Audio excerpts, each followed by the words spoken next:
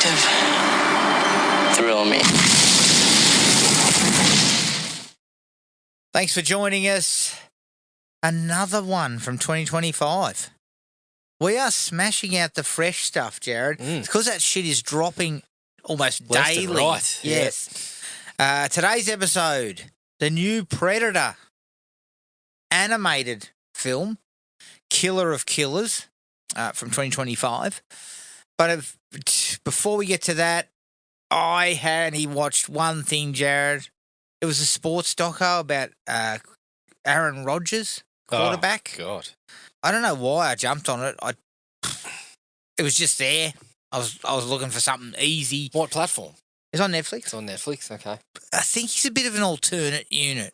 Yeah, I'm not a big fan of the bloke. No, I think he was fucking talking to Robert Kennedy Jr. Yeah, at one point. So, yeah, I think that stuff was going to come into play. But the first episode was actually kind of interesting because it was just after he'd been traded or he'd left the Green Bay Packers, who he'd been with his whole career, and gone to the New York Jets, and then he'd torn Achilles in like the first game. First game, yeah. And it was all about him wanting to make a comeback if they made the playoffs. He had an 11-week window to get back from a torn Achilles. At nearly 40 years old. Yeah, and I was like, holy shit, if this is about that, this is kind of interesting because it was all about psychology. He was talking about how just because they say it can't be done doesn't mean, you have to give a little bit of room for the fucking, the potential that you can do it. Yeah. Right? Yeah. And he was still talking about how he loved the game and that, and it was, and how he wanted to have a crack at this. If we're in the playoffs, I want to be back on the park. Yeah. And then that was juxtaposed with his early beginnings and then him being drafted by the Green Bay Packers and then, being behind Brett Favre and all that. Yeah. Which I thought was kind of interesting. Yeah. I think, unfortunately, that doesn't play out. No. And we move into the second episode where he wasn't racing the clock anymore. He was just rehabbing for the new season. And it's kind of like, a little bit of the impetus has sort of gone from that. Yeah.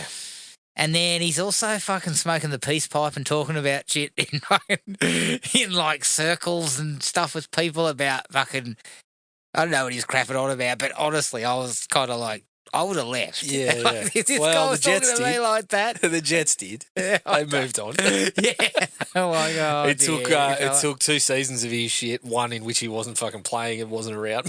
Yeah. And they're nah, we're done. No, we're done, yeah. Yeah. I'm assuming, and I'm going to guess, is he retiring? No, he just signed a 1-year deal with Pittsburgh, I think. Jesus Christ. Yeah, How old is he? there's been a few articles on the Athletic about, is this the answer? Is this what we're doing in Pittsburgh? What is he, 43? I think he's, I don't think he's that old, but yeah, I think he's over 40. He's over 40. Look, don't get me wrong. Obviously, the guy was good. Yeah. He won several MVPs. Yeah. He won a couple of Super Bowls, I think, hasn't he? Yeah. And look, fucking Tom Brady proved that you could go into your 40s and still be very, very effective. But look, listen, I'll take a little bit of nutritional advice, maybe advice about working out, and a little bit about the body from you, Aaron. But I'm not going to take my advice on whether I should get a COVID shot or not from you. That's where we draw the line. Fuck no, mate. But then again, who listens to these guys? Who takes their advice from these dickheads? Unfortunately, At not one time, Jared, in my entire life, and don't get me wrong, I've watched a lot of sport, and enjoyed my sport. Yes. Have I ever taken my advice on what I'll do for myself? No. From the mouth of some fucking multi-millionaire asshole playing sport. We've been more likely to go the other way, Adam. I remember a couple of times where we've read, sports books from our favourite players and then kind of said, but maybe just watch the highlights of this bloke and not worry about listening to any interviews with him or anything. Yeah. Once sports is over, we'll break that. We'll break this that guy, relationship. This is the thing. Unfortunately, we're in a culture where people think that celebrities have more insight than anyone else, which is total and utter rubbish. They've got less insight. Yeah. Look, Aaron Rodgers has got much more insight on the game of NFL and what happens inside football clubs. Absolutely. The other stuff that he comments on, maybe not. But just because he's got that insight in the sporting arena does not mean he has any more insight on, COVID vaccinations, fucking politics, any of that shit. No, correct. Right? And that his spruiking should indicate to anybody what they should do. No, that's right. That's what I'm saying. I've never based anything that I've done on, fucking Tim Duncan mentioned this shit the other day and I'll jump on it. Yeah. No. Definitely not Hindy. Why would I? Not if I want a clean head of hair. Especially not how to behave in change rooms. Yeah. Holy shit, Hindy. So, look, it was the first episode was kind of interesting. I think we might have plateaued. Especially that situation. I recall there was a few years back when Grantland started doing these kind of short docos. And they did one which I saw a few episodes on, which was Steve Nash when he was with the Lakers. And it was fucking good because it was basically, him talking about how much shit he was copping for his performance with the Lakers and not getting onto the court and whatever, but kind of showing an insight into, hey, this guy's busting his tail and he's doing absolutely everything possible to be on the court, but his body's letting him down for the first time in his career, really. So it was quite insightful in that regard. And yes, that's why this first episode was kind of interesting to me because it did showcase that. And it did showcase the rehab the bloke's putting in. And fuck, Jared, I know what it's like to be 40. Yeah. It's everything hurts. Yeah. And this guy... And you wake up with injuries and you wonder, how did that happen? This guy has been getting fucking hit hard for 20 years. Yep. Imagine what his body feels like. Yeah. When he gets up in the morning. Even with all the recovery. Even with all the recovery and the rehab. Taking on. And all the fucking supplements and everything they've got him on, his body must hurt like hell. Yeah. And so here's a guy saying, if we make the playoffs, I'm going to be on the field. And I'm going to rehab from a torn Achilles. Which, let's be honest, Jared, you tear an Achilles, fuck me. Imagine how shit scared you'd be game one back. Because you've barely had any time to you've had barely taken any snaps prior to it. Like it would have been such an interesting fucking situation and to see it unfold, but it doesn't unfold like that. So that first episode is kind of then undercut a little bit by that.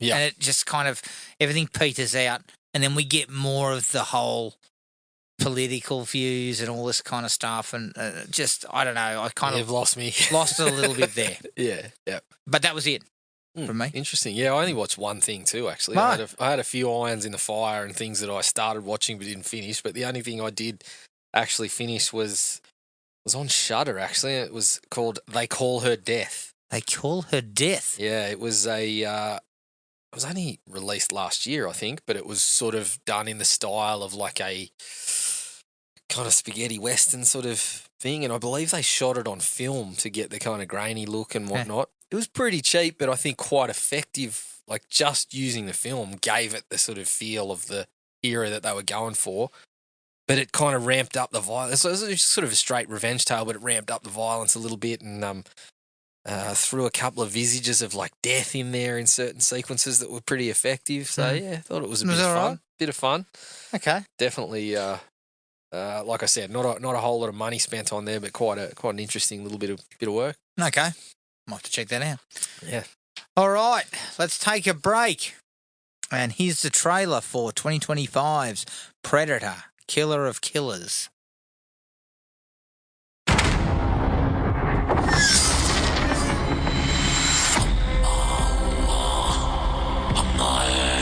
My son, tell me why we fight. Because our enemy still lives. You all have traveled far and miss the warmth of home. But tonight, think of only one thing. Killing the monster.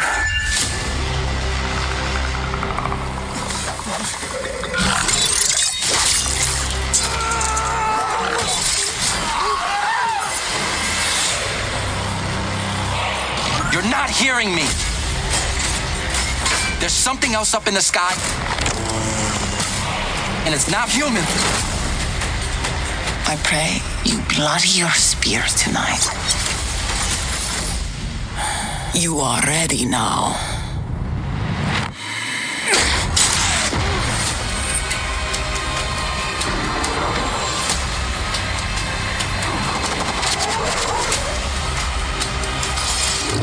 There's only one way to kill it. We must fight together. Here we go.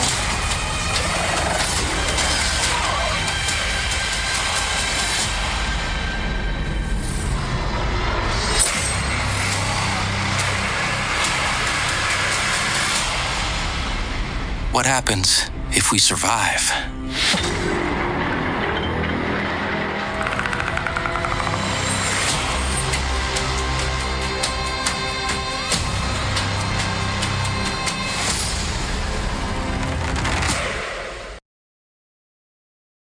Predator, Killer of Killers from 2025, directed by Dan Trachtenberg, who directed Prey, and Joshua Wasung.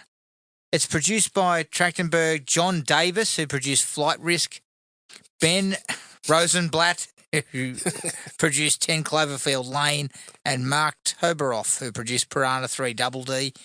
The story is by Dan Trachtenberg and Miko Robert Ruteri, who he wrote Bigfoot. Remember that one that had Alice Cooper in it? Yeah. Mark Toberoff, he's I believe he's like an IP lawyer. Is he? Currently trying to hold up the release of Superman as we speak. Is he? Yeah, I think he's trying to throw another lawsuit in to revert the ownership to the families of the creators. Thanks, Mark. Thanks for that. Yeah. Just let him release the fucking Just movie, cut a big all right? slice. Come Cut a on. slice. Christ almighty, don't be so fucking greedy.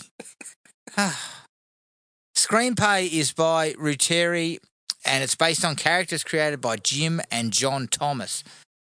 It stars vocally Michael Biehn as Vardy, Doug Cockle as Elmar, Rick Gonzalez as Torres, and Damien C. Haas as Anders. The budget was unknown. I couldn't find any information on that, and it's being released direct to streaming. One of the first animated films to be developed using the Unreal Engine, which is, I believe, big in gaming. Game Is that not development, correct? yeah. Yes. All right, Jared. What was your take? Look, I was pretty excited to see what was going to be coming when this one dropped, because we sort of had an understanding that Dan Trachtenberg was heavily involved and that there might be some sort of bridging of elements between Prey and Badlands, and Yeah. But yeah, I was very Plus, happy. we didn't really know much about this one. No, there was just, there was a few instances where it was revealed what sort of time periods they were going to be in, but not a whole lot about how it was all going to play out. So yeah, I was very happy with what we got in the end. I thought most of the stories held up pretty well. Probably 2 out of the 3 I thought were really, really strong stuff. The third one I enjoyed, but I felt was a little sort of not as impactful as the other 2, perhaps. I think they kind of continued what was done pretty well in Prey, which I feel like was, we kind of got this interesting dynamic in the group that the Predator was dropped into, which we hadn't really seen as much prior in the series. So we sort of got that for the most part here too. And yeah, I was left pretty excited with what Badlands might be offering by the time we sort of worked our way through and saw how the stories had sort of woven together. All in all, pretty pleased. 3.5. Yes. I also went for a 3.5. Really enjoyable way of sort of freshening up the franchise again. It continues to kind of uptick the franchise after Prey. Like Prey was really good. This one's putting the uptick again. Predator's starting to come on the up again. We're getting some quality stories. We're getting quality people involved, people who actually have a story to tell. Yeah. Which, we didn't have when, say, Alien versus Predator Requiem was getting made. Yeah, not so much. The Strauss boys. I really liked it. The Predators look great. The key elements are in place. I thought the stories were all okay. I think they dipped a little bit from the first one, and then it was the first one. I really liked the first one. Then it slipped a little down to the second one, then slipped a bit again down to the third one. The fourth part of it kind of, I felt, weaves everything together nicely. And I think, it looks stunning. As far as, look, you might say there was a touch of repetition, and then the characters probably weren't as developed as you could because the stories were short. But overall, strong. Yeah. Strong. And I've got a lot of interest in what Badlands does. Yeah, definitely. Straight out of the gate, animation is excellent. Like, it's a good. It kind of has a nice feel about it. They choreograph everything fucking fantastically. You know what? Someone said in one of the reviews that they would like to have seen it as live action. I actually think that animating it was the right way to go. I think it gave it a real sort of fresh look. They choreographed some of the sequences that in animation you can probably do better than you could do. Yeah, well, I guess action.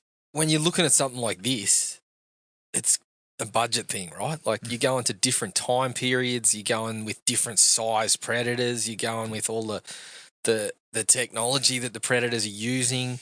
So I think doing it in animation probably served that benefit, that you're not restricted by the same sort of costs as you might be with trying to do it all live action. But yeah, I thought, as you said, they kind of used the medium to its full effect, like went with action sequence from the Predators that I can assume would have been fucking costly and may not have even looked all that good. Yes, agreed. They did some really cool shit, especially that opening one where the Predator first cuts loose.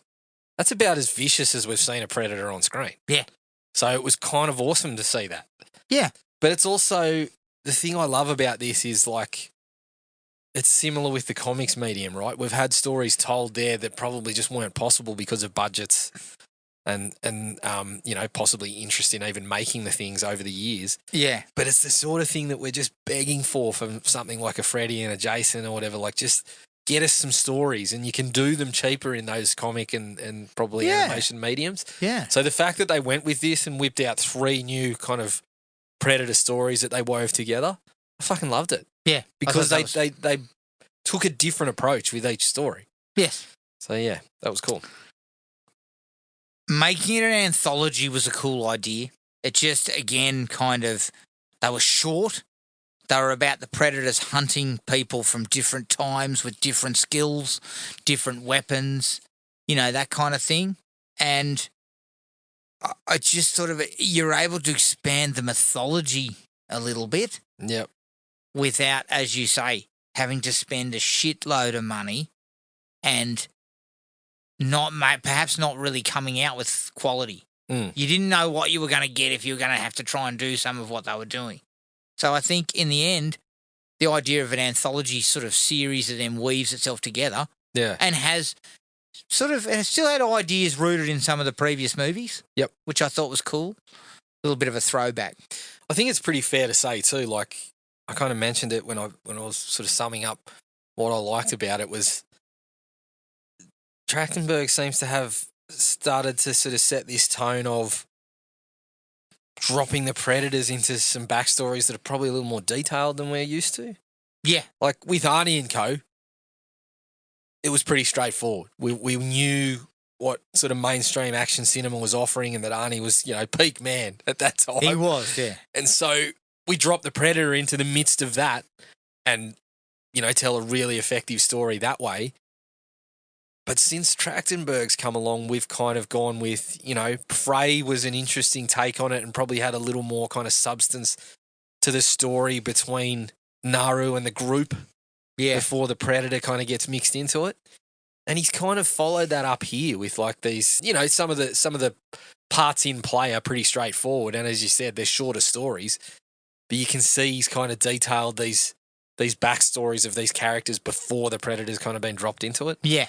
So, yeah. And look, don't get me wrong, he's not really playing too far outside the Predator scope. No, right? No. But it's just enough. It's just enough. Yep. Even if it's just a time period thing. Mm.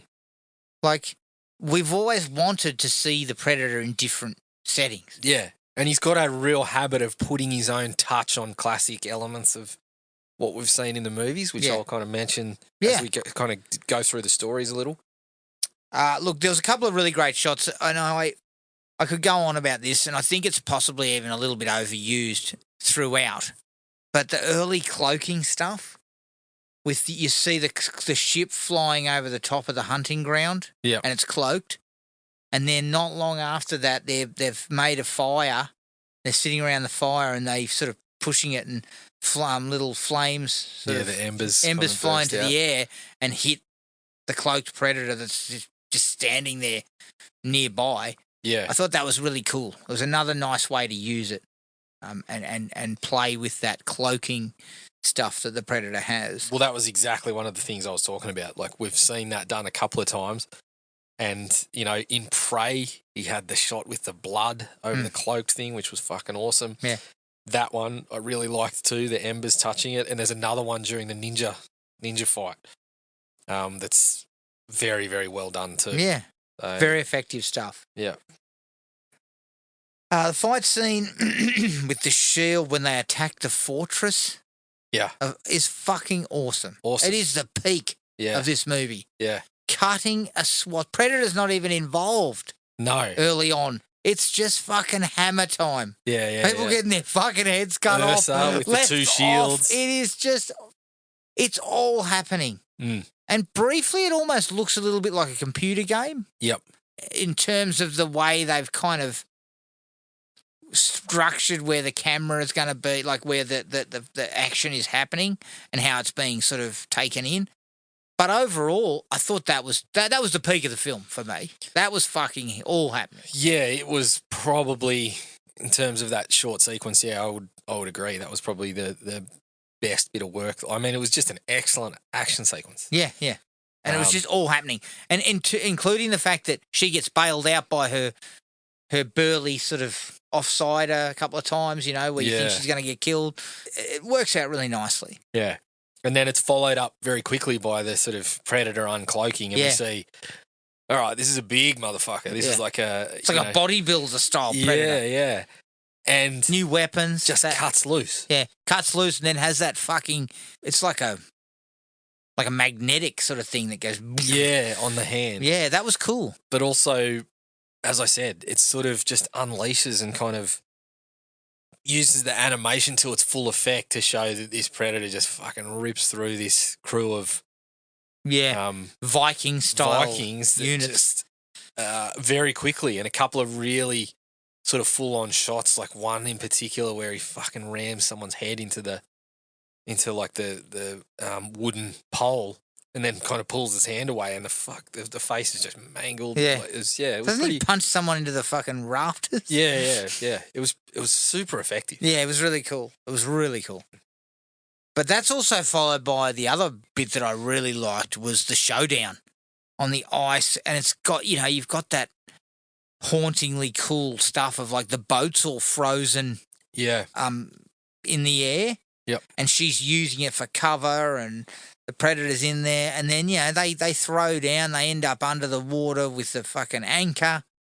That stuff was great. Yeah, it was really well done. Yes. And I thought, again, that this is why this story kind of, to me, was the best of them. Because it delivered a shitload of fucking memorable sort of sequences action-wise. But I also felt character-wise, even though it was pretty light character stuff throughout, the whole thing about her having to kill her father. Yeah. I thought that shit was kind of... Well, this is tidy. This is kind of what I mean, like, you know, going into spoilers and stuff, but when we get the bit at the end, which is the kid, and she kind of wipes away the blood, and we get all this symbolism of like the predator standing in for your kind of anger and your grief, and you know, when he rolls over and he kind of says, "Did you kill the monster?" And she fucking wipes away the blood. It's super tragic. Like, it's really, as you said, it's done really quickly, but and this is what I mean about how I think Trachtenberg's done a really good job of just putting these stories together and then dropping the predator into the middle of them. Yeah. Which is sort of, you know, that's one of the things I liked about Prey, but does it quite effectively for most of the stories in this one too. Yeah, I would agree. I would Yeah. definitely agree there. And yeah, I thought that line about "Have you killed the monster yet?" was, or whatever it was pretty fucking tragic. Yeah. Pretty impactful. I think the visuals of the sword episode were quite good. Mm. So the feudal Japan type of look and Yep. ninja style sort of stuff. Yes. And a nice little touch of sort of, putting the ninja, the brother sort of turning into the ninja, but then making the style choice of no dialogue Yeah. to kind of go with that. Yeah, that was interesting. It was cool. I was kind of flipped. I actually thought the sword was my favourite It was, wasn't it? of the stories, yeah. Similar, like the first two were definitely the better ones for me, I thought. Yeah, I felt so. But yeah, I just kind of liked the style of the sword and liked the way it was presented, and certainly very close between those first two. I like that sequence where he breaks into the compound, into his parent. Was it his parents? His dad's compound. Yeah. And he takes out all those guys in the bell tower. Yep. Without accidentally striking the bell or one of them screaming out. I thought that was really cool. It was kind of like stalking them and then leaping into the mix and then keeping them all silent while he fucking kicks their ass. I thought that was really, really cool. Yep. And again, a different sort of style of Predator. It sort of fit, like, its outfit seemed to be kind of mirroring. Yeah, the and it ninja- was more lean. Yeah. It was a lean sort of Predator. Yeah. Different weaponry. I think that's a cool choice that makes this an interesting watch for anyone who's into the Predator franchise, because we have different Predators with different skills throughout. We've got different time periods. We've got, different places the Predator's gone. And it fits in with the mythology of Predator, that the Predator has been doing this for fucking ever. Yeah. Dropping in and taking out every man and his dog. Definitely. So I liked the way that Predator looked. Yeah. And again, keeping it fresh. Just keeping it slightly fresh. Well, yeah, the weaponry that it was bringing in as just sort of slight tweaks on things that we've seen. We've mentioned that the Predator's kind of got a reasonably deep run in comics now, and they've got a few novels and things, so they're probably pulling from other places, but it's sort of expanding. I like that each Predator's got its own sort of style. Yeah, agreed. I do like the fact that the Bullet episode involves dogfighting. Yeah. And we see the Predator ship as opposed to the Predator himself. We do see the Predator, but not doing normal Predator things. We see it dogfighting. Yeah. In the air. Pros and cons on that one. Yeah, for me. pros and cons on it. Some stuff I loved about it. Yes. Some stuff that I wasn't that sold on. Mm-hmm.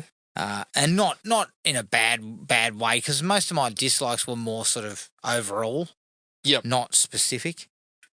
I really like the sequence where he's trying to lose the engine, trying to get the engine off while it's on fire. That's actually got some fucking suspense and shit to it. Mm. So that was really well handled.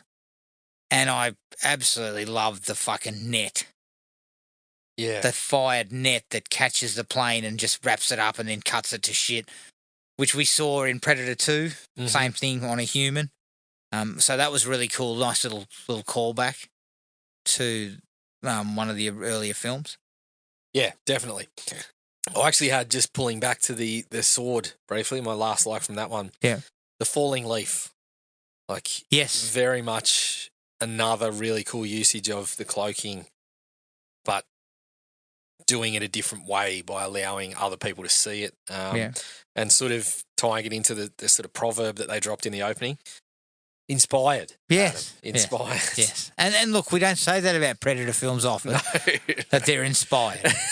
So I think that, you've got to applaud this type of approach. Yeah, definitely. In comparison to some previous approaches. Yes. And I'm looking at you, the Predator. Yeah. Yeah. I'm looking right at you. Right at you. Square. Yep. I really like the way that Torres kind of flies the Predator ship through a fucking fleet of destroyers. Yes. It kind of really fucks it up. Like that's a really cool way of kind of getting it off. Because once again, you always get the feeling, look, the Predators, they're outmatched. Yeah. The Predator's got you covered. Yeah, Like big time. whatever you're trying to do, it's got you covered. Yep. And in this case, it's like, well, clearly it's got you covered. Yeah. So I like the fact that it flies it through like a fleet of destroyers on the sea that just fucking unload on it. Yep. Nice way of kind of pulling it. It was kind of a clever way to kind of put it back under pressure. Yeah, it was cool. To take away its sort of its strength. Yep. I liked the fact that you get this the final story wraps up the other three. Yes. Ties them together. Yeah. And although it's kind of quick, although it's very sort of, it goes through it quite quickly, I love that they kind of build on what you've got in each other story and kind of fill the roles of the people they've lost in the previous one to form this kind of little family group almost by the time they finish up. Yes. I thought that was pretty cool. Yeah, I like that. I like that a lot. I also like the Easter egg of the old musket. Yes. From once again Predator 2. Yep. As Torres's weapon of choice. Yes. I like that a lot. I thought that was a really nice throwback. Yeah, yeah. I mean, Predator it's almost the one you expect to pop up in certain circumstances now, which is it's just another example of, Dan Trachtenberg and co having an affinity for the series. Yes. I guess. Yes. And understanding what those moments meant to certain fans. I think exactly what you said many times. They had a story to tell. Not, we need to make a Predator movie. Mm. Well, Yep. let's find any old fucking story and try and get it to work. So when he squeezes something like that in, it's kind of like it ups the intrigue and it where are we going here? Makes you think a little more about what time period they're in and that sort of thing. So obviously we saw it in Prey and it had led up to a moment that we see later on, but it makes you start thinking about how all of this stuff fits together because we're looking at this saying, well, that's a couple of 100 years after Prey took place, judging by the dogfight sequence, the bullet.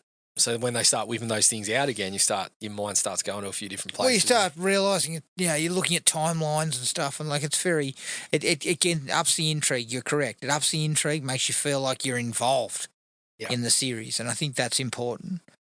When the three of them take down that giant fucking Predator monster, well choreographed, using their skills, the whole thing about we have to work together.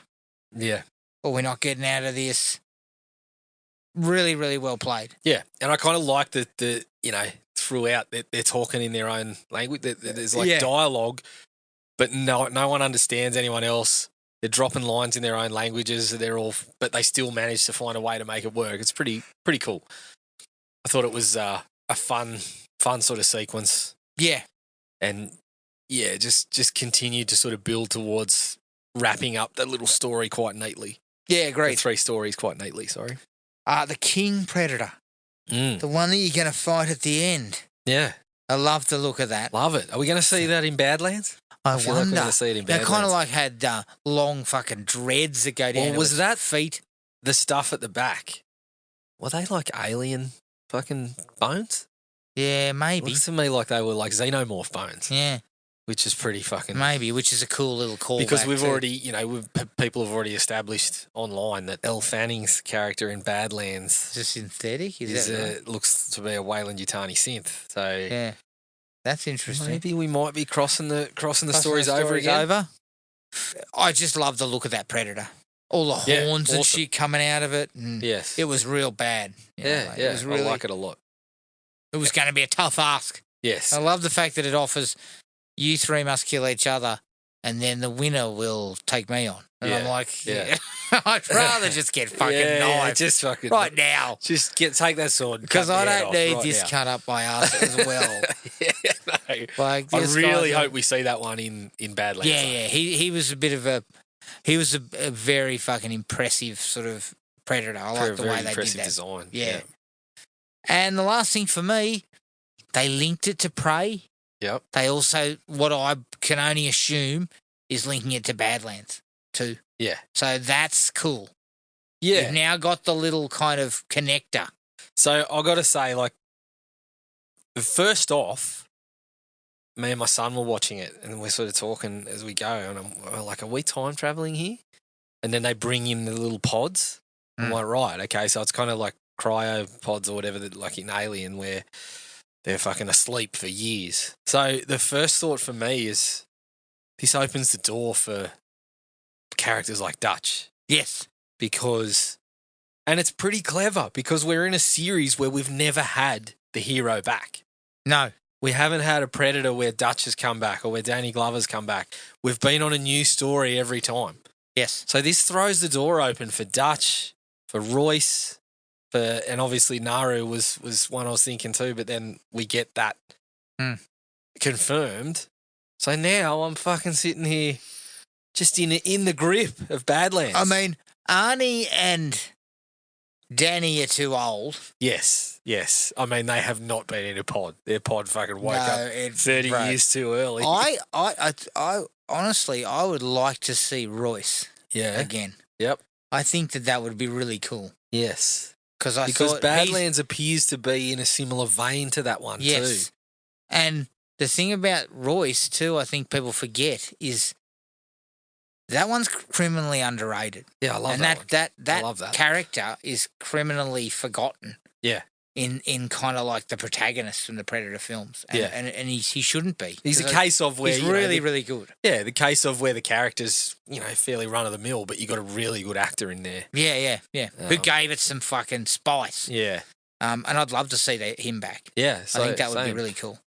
It's kind of making the way I'm looking at Badlands and how it's like that kind of gladiator stuff. I'm looking at Predators. I'm like, is this like the qualifying rounds? You got to fucking. It kind of seemed like it. That's your bracket. Because some of what was in there was basically from Predators. Yeah. Some of what was being pitched at the end there, was very much in the vein of Predators. Yeah. And I was actually, I was talking to my son about it, and I was like, this one leans towards Predators. And he couldn't fucking remember. He's like, was that the one with the little kid on Halloween? I was like, no, that is not the same one. And I don't think we'll be watching that one again in a hurry. That one's such a letdown. He's keen to watch Predators again now. So Predators, it was pretty good. The Predator was the real letdown. Yeah. And again, I don't like to bring this up, but I feel there was a better movie there.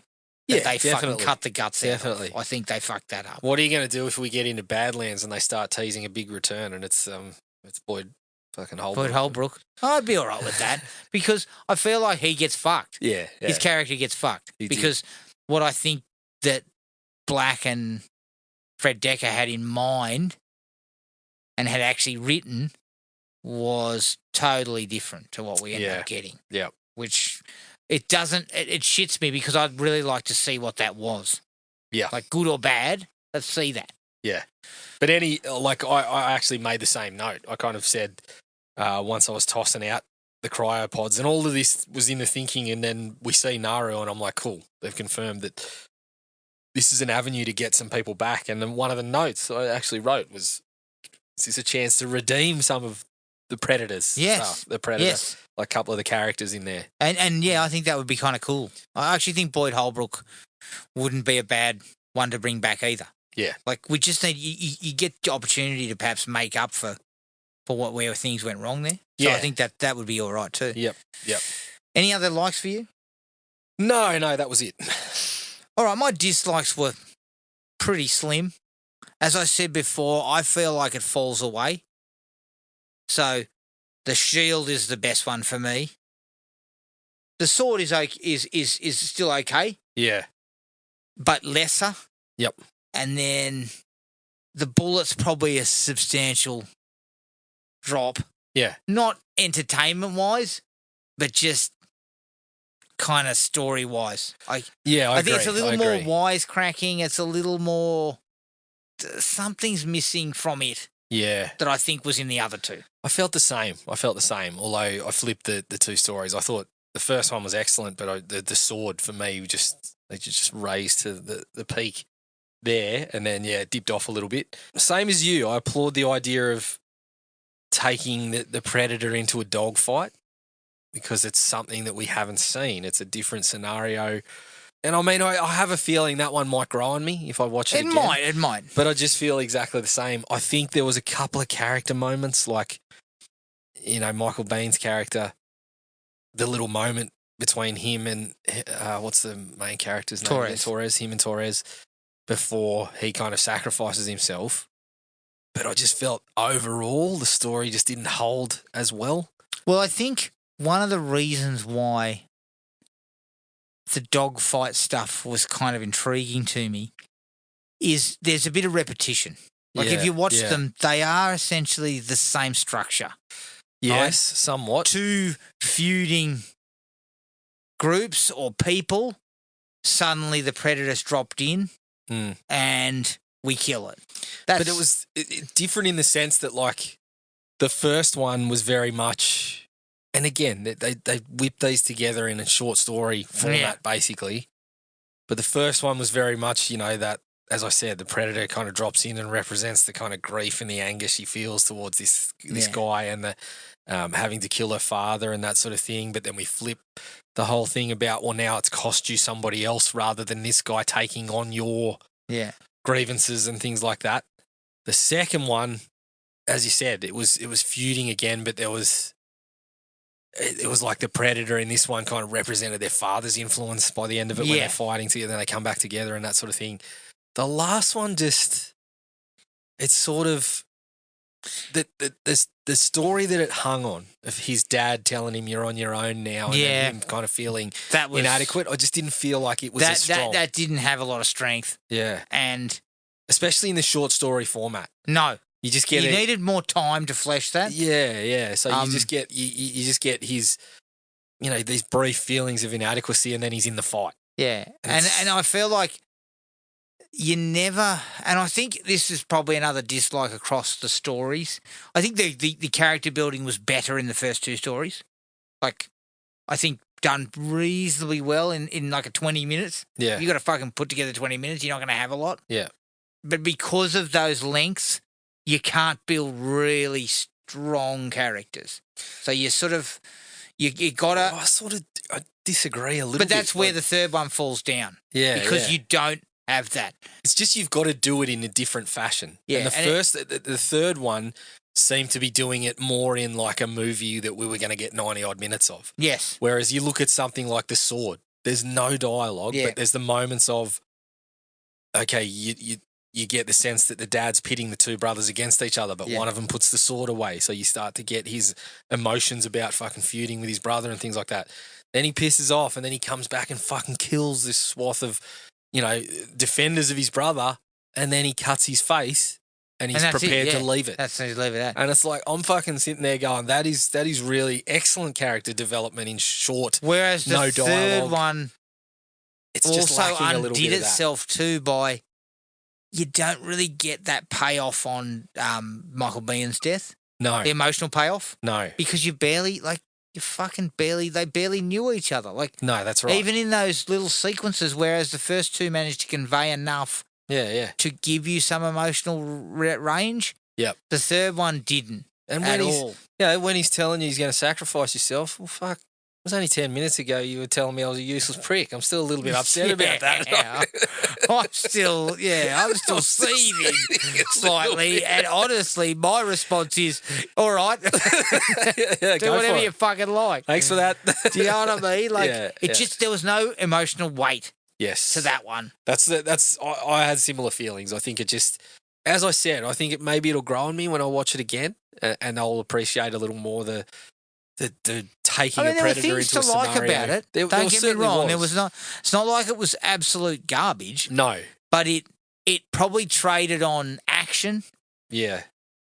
For the rest. I think, It gave away some of that. There was also another thing I didn't like about it. Oh. The predator looked really cool in that, from a sense that it looked like an old kind of battle scarred. Yeah. You know, it had the fucking eye patch thing on. Yeah, I like that. But all we got to see was it sitting in a chair. Yeah. Because of the dogfight sort of scenario.